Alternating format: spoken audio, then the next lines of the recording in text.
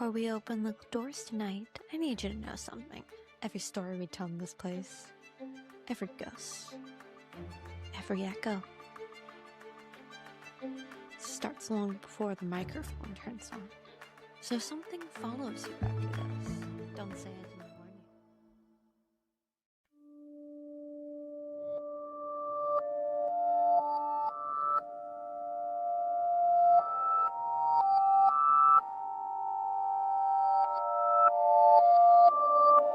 Step inside. The lights are low. The signal's calling you home.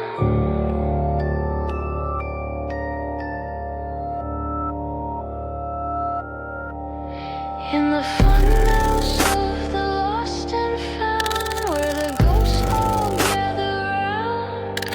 Stay close, don't look away. Something wakes when you press play.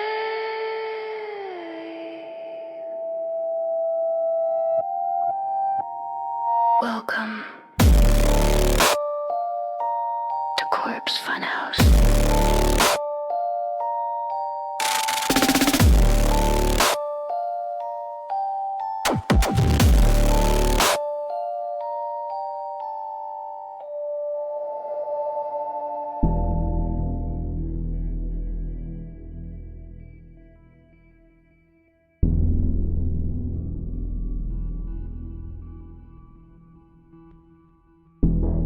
Before we begin tonight's descent into the dark, it's just me in the funhouse. Corpse Donut's out there chasing something. Maybe a ghost. Maybe a sugar high. Maybe both. She swore she'd be back next episode, but until then, the mic's mine. The lights are low, the doors are locked, and yeah, before you say anything, I do know Halloween has technically packed up and left the calendar. Life got loud, files got cursed, and this episode took the slow road through the static. So consider this your lost Halloween transmission, the one that slipped through the cracks and arrived anyway. And if you hear a laugh that doesn't sound like mine, maybe Donut found her way back after all. Welcome, night travelers, and a very late happy Halloween. This is Corpse Funhouse, the place where the strange and the spectral come to dance in the dark. I'm your host, Corpse Lizzy. Halloween might be over on the calendar, but in here, it's still October 31st. The candy's stale. The jack-o'-lanterns caved in, and the ghosts are not done talking. And tonight, we're leaving the comfort of the living world behind. Our destination, the early 1800s. A patch of Tennessee farmland where the air still hums with a story too old to die and too restless to stay behind. Before there were horror films and paranormal investigators with night vision cameras and EMF meters, there was her. A voice in the dark, a curse whispered through walls, a haunting so violent, it nearly destroyed a family. She was called many things, a witch, a spirit, a demon, even the devil himself. But she called her something simple. Kate, the Bell Witch. It began in the year 1817, a time when the frontier was young and superstition was as common as a Sunday prayer. The Bell family had settled in Red River, Tennessee, building their lives from timber and faith. John Bell was a church deacon, a husband, a father of 9. By all accounts, a good man. But good men, as history shows us, are not always safe men.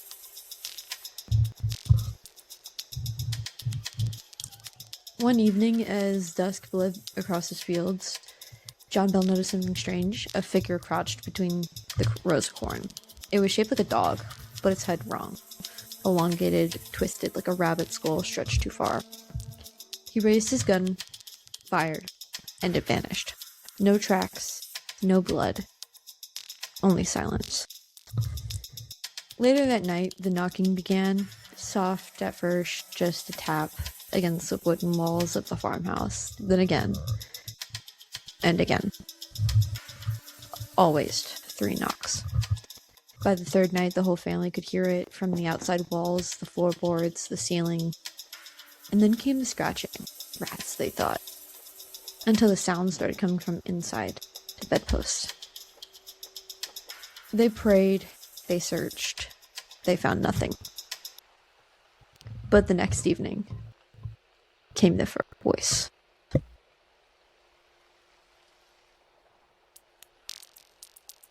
At first it murmured verses of scripture, then curses, then laughter.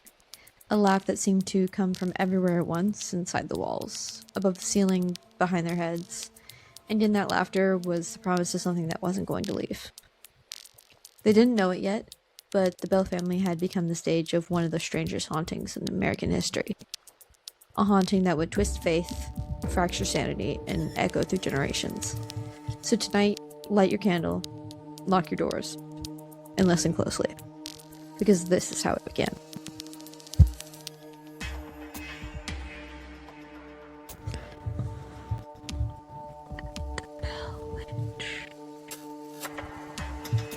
Let's go.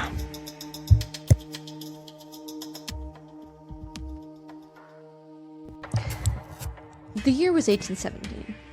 The Bell family had carved out a quiet life along the Red River in Tennessee, acres of farmland, a modest white house, and saw through them of harvest seasons. John Bell was a man of stature, a farmer, husband to Lucy, father to 9 children. By all accounts, a life built on faith and order. Until the evening the fields went silent.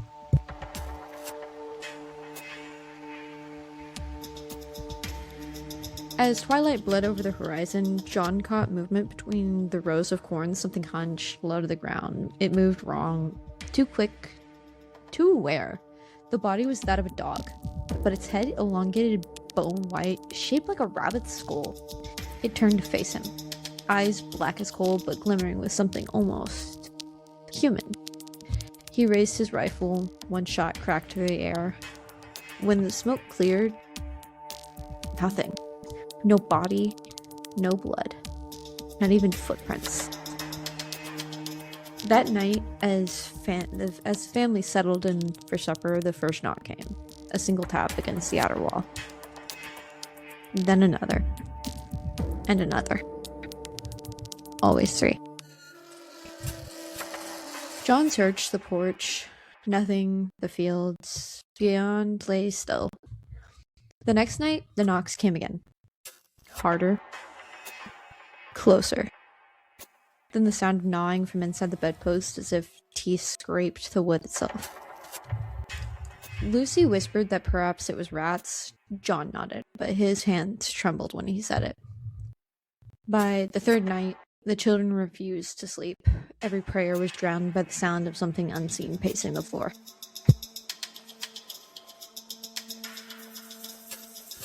And then came the voice. At first it prayed, then it cursed, then it laughed.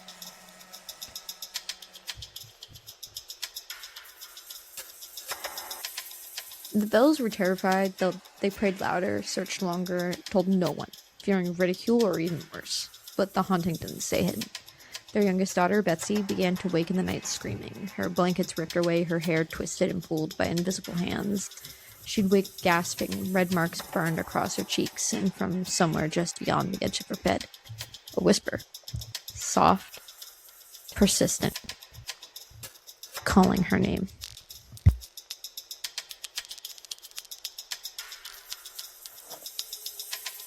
It was no longer just knocks or scratching.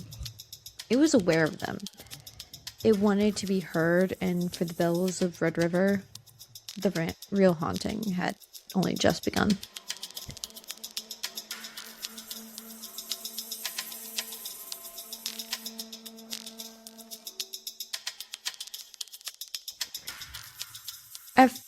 Eventually, the voice grew stronger, and at first it was a whisper behind the walls, a woman's voice too soft to name. Then it began to speak in full sentences. Clear, calm, as though an unseen figure stood right there, in the corner of the room. The Bells gathered together, hands trembling, lamps flickering low.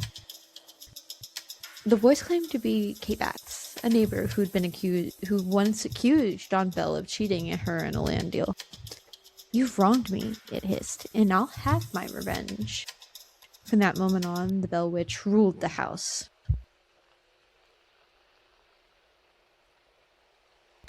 She sang hymns soft and sweet like a mother of a cradle. At a cradle, not of. Then without warning, she'd twist her voice, quoting scripture with venom, daring anyone to question her. She argued politics, predicted visitors before they arrived, mocked the town's gossip before it even spread. Neighbors began to whisper that the Bell Witch knew everything, things no one could have told her. They came from miles away to hear her speak. Men on horseback, ministers, curious travelers. They crowded outside the house, listening through the walls as the invisible voice preached, scolded, and laughed. Sometimes she was kind. She praised Lucy Bell, calling her the most perfect woman to walk the earth. When Lucy fell ill, the witch would sing hymns over her bed and leave baskets of fruit on the table. But other nights, she turned cruel. She mocked John's prayers, tormented Betsy in her sleep, filled the air with the stench of rotten sulfur, the smell of brimstone, heavy, choking, thick enough to wake them from their beds.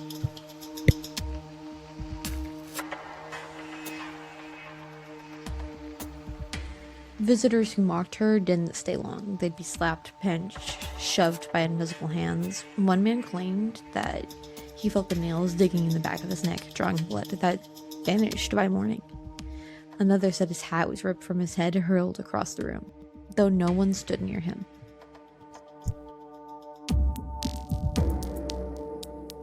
Then came the preacher, a traveling minister who arrived one winter evening, Bible in hand, voice sharp with doubt.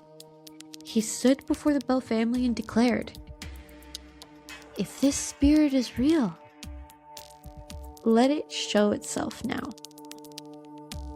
The house went still, the oil lamps dimmed, and then, outside, his horse began to scream.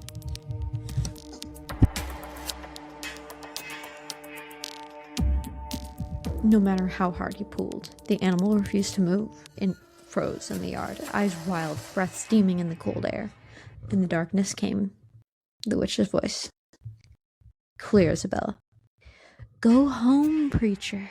You believe now." The preacher didn't finish his sermon that night. He left before dawn, pale and shaking, muttering prayers all the way down the Red River Road. From then on, no one doubted that the Bell Witch was real, not even the men who swore they feared nothing.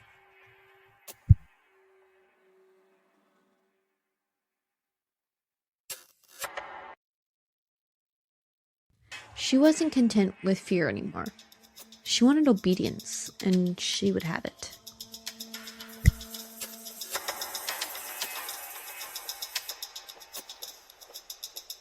One night, a man named Andrew Jackson, yes, that Andrew Jackson, came to see the witch himself. This was before the presidency, before the legend. He was still a soldier then, proud, fearless, the kind of man who thought he'd already seen every horror the world could throw at him. Word of the Bell Witch has spread far beyond the Red River. Newspapers whispered her name, ministers debated her existence from the pulpit. And Jackson, never one to back down from a fight, gathered a wagon of soldiers, skeptics, and showmen to prove the Bell's haunting was nothing more than superstition.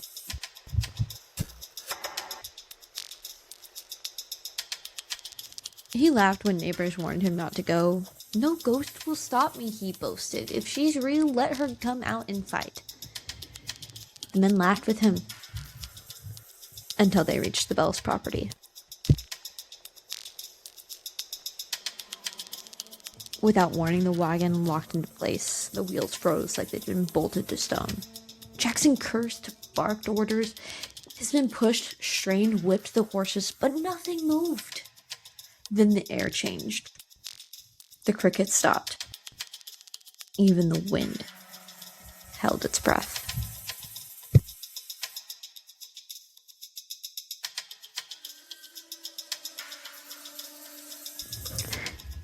And from the darkness, a woman's voice drifted out, cold as winter. "You may enter, General, but you'll regret it." One of his men fell from his saddle, clawing at his face, screaming that he'd been beaten, struck again and again by invisible hands. Others froze, watching welts rise on his skin as if from unseen whips. Then nothing. Silence. The air lightened, the wagon rolled forward as if nothing had ever stopped it.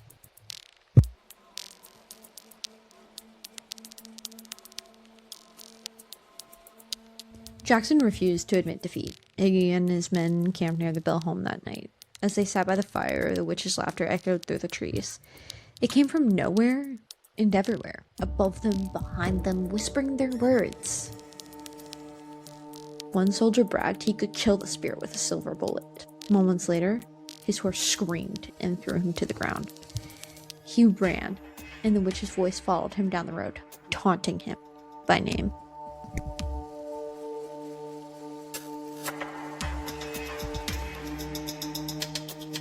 By dawn, Jackson's men were gone. They rode out of Red River, pale and silent, refusing to speak of what they'd seen. When asked about it later, Jackson only muttered one thing. "I tried to fight the British again, then the Bell Witch."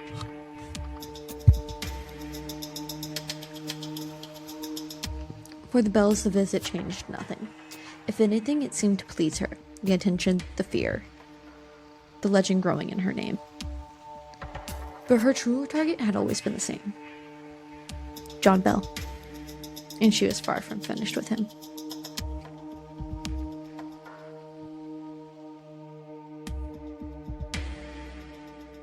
Because curses always come due.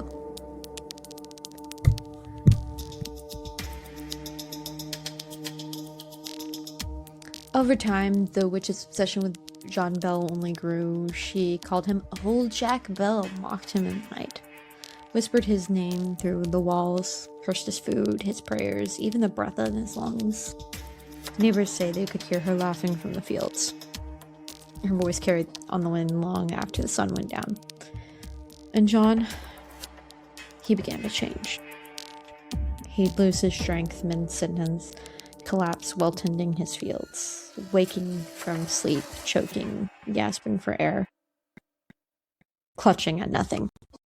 The doctors found no cause, no sickness, just a man being hauled out from the inside out.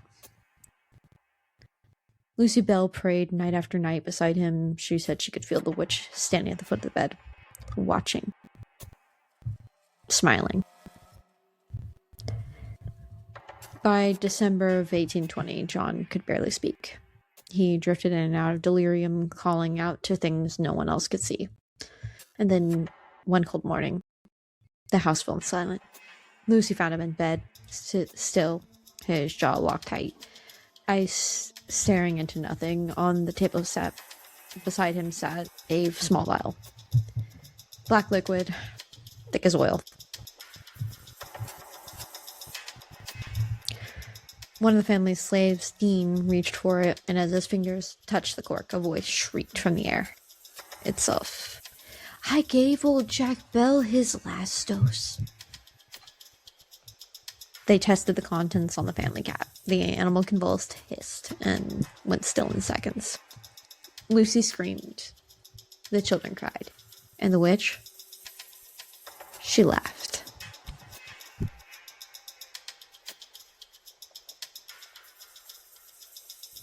The Bells buried John at the edge of the property, beside the old orchard. They say the witch's voice sang through the funeral, a mocking hymn that drifted between the mourners. "He's gone," she said. "And I did it." For years after, no one spoke her name above a whisper. Children were warned not to play near the Bell land, and travelers who camped too close swore they heard a woman humming through the night. A tune that froze the blood. The Bell Witch had kept her promise, and in doing so, she wrote her name into the bones of Tennessee. But curses, they never rest. And this one wasn't finished.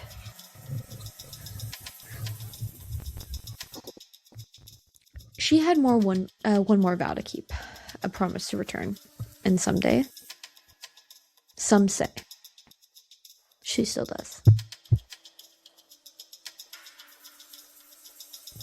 After John Bell's funeral, the witch grew quiet. For a time, the house was still. The air no longer thrummed with whispers or laughter. Lucy Bell said the silence was worse than the haunting because it felt like something was holding its breath. And then the voice returned, but softer now. Not with rage, but with memory. She told them she would leave for 7 years, and true to her word, in 1828, she came back. Briefly. Speaking to the youngest Bell, Richard. She told him secrets about the family's future, things no one could know. And then she vanished again. But she promised she would return in 107 years. That was 1935.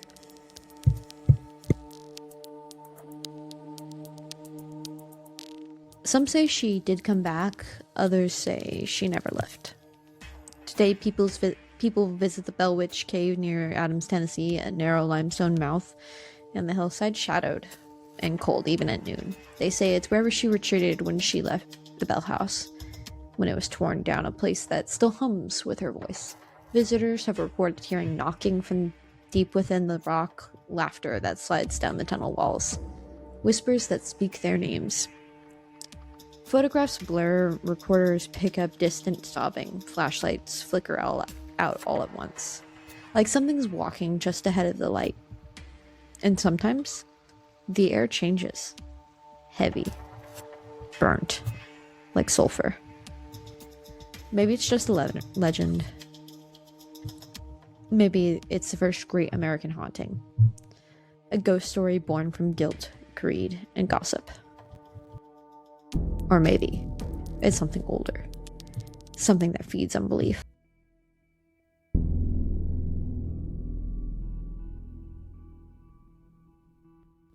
Because every Halloween night, locals still say they hear her voice again. A laugh, carried on the wind, and the sound of 3 knocks, coming from nowhere.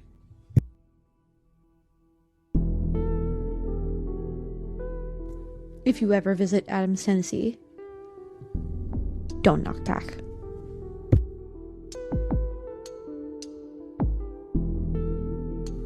So tonight, or whatever night you're hearing this, as you walk home beneath the cold sky, keep your coat close. The wind is restless tonight. It carries things. Voices, maybe. Names that shouldn't be spoken after dark.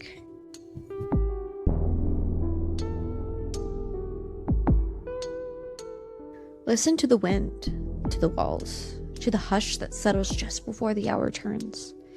Because the witch's story doesn't end in Adams, Tennessee. It never really ended at all. It just moved. Every time someone tells her tale, every time someone listens in the dark, she listens back.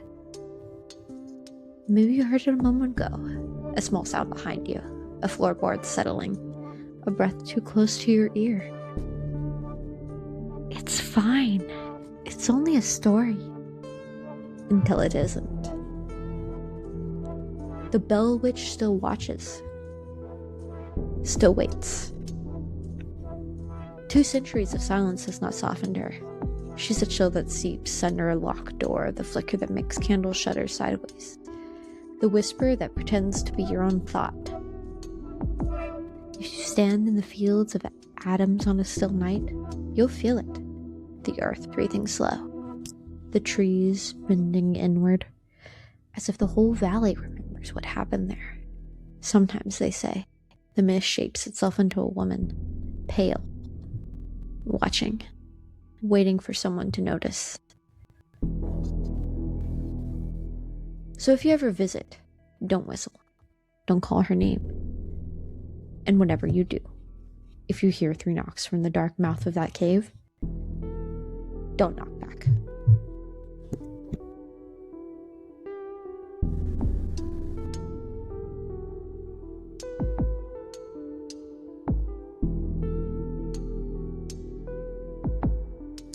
I'm Corpse Lizzy, and this has been Corpse Funhouse. Thank you for spending your late Halloween in the dark with me, for breathing with me, for listening when maybe someone else was listening too.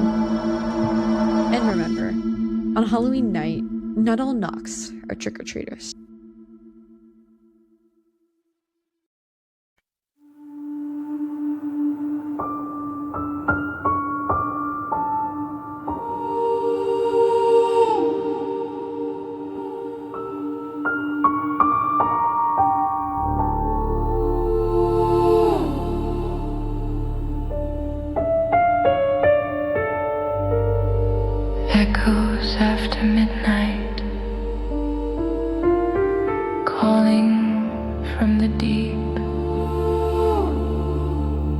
funhouse never sleeps.